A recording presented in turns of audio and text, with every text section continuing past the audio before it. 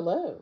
So today we are looking at another one of my World War II cookbooks. This is the America's Cookbook. It is, I think we've cooked from this one before. Compiled by the Home Institute of the New York Herald Tribune. This is from 1944. It has a world time supplement, but we're not working from that today. We're making orange bread. So you remember me making the candied orange peel previously? It was for this recipe. So it just calls for some flour, baking powder, salt, candied orange peel, shortening, sugar, egg, milk, and some orange juice. This is as easy as making a banana bread, as long as you already have the orange peel. So that was the most complicated thing, or the most time-consuming thing. The rest of it whipped up pretty quick. Let me show you.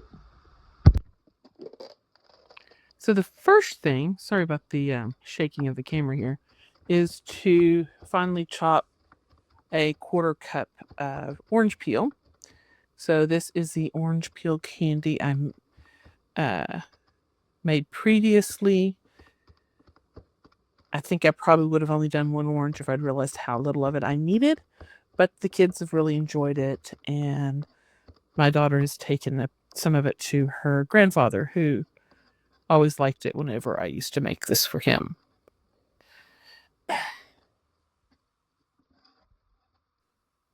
So I'm actually really impressed with myself for guesstimating how much orange peel I was going to need before I started chopping. Next is, I'm measuring out the 1.5 cups of flour to sift with the baking powder and salt.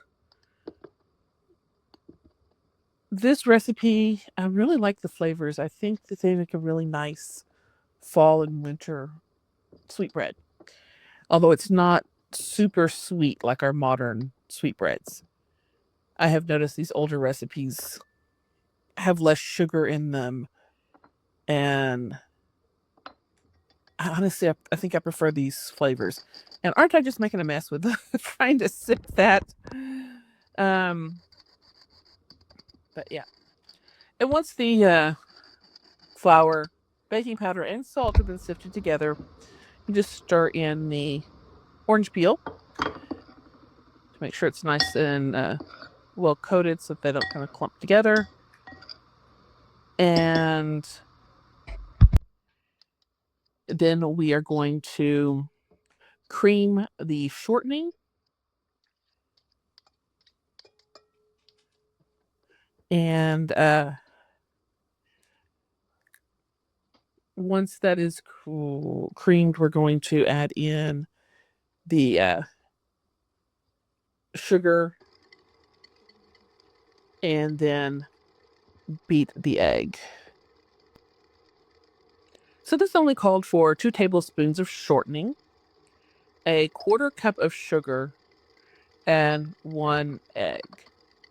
I went for the largest egg I could find in my selection of eggs, since I do get my eggs from a friend who has chickens. Most of the eggs I get from her are fairly small. So at this point, we start adding in the flour and the milk. We're alternating how much we put in. So I do like a few spoonfuls of flour and then a splash of milk, and back and forth and all until, well, it's all mixed in. And we've used up all the flour and the milk. Once you have all the flour and the milk in, you add the orange juice, which is just a 1/4 cup.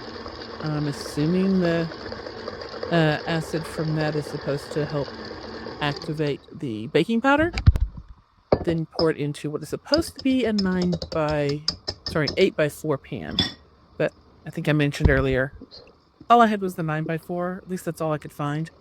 I did grease it well with just spray oil, and then poured that in. You will note that the size of pan this is, it's not quite as full as you would expect that to be. Yeah, okay.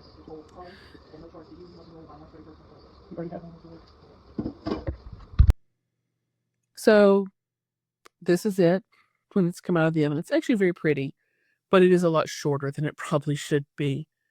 If I did this again, I'd probably try to find either double the recipe or find a pan that is more appropriate sized for this. But it came out pretty. It tastes delicious.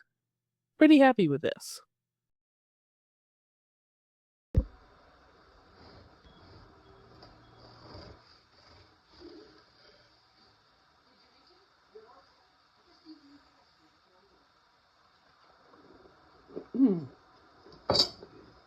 It was good.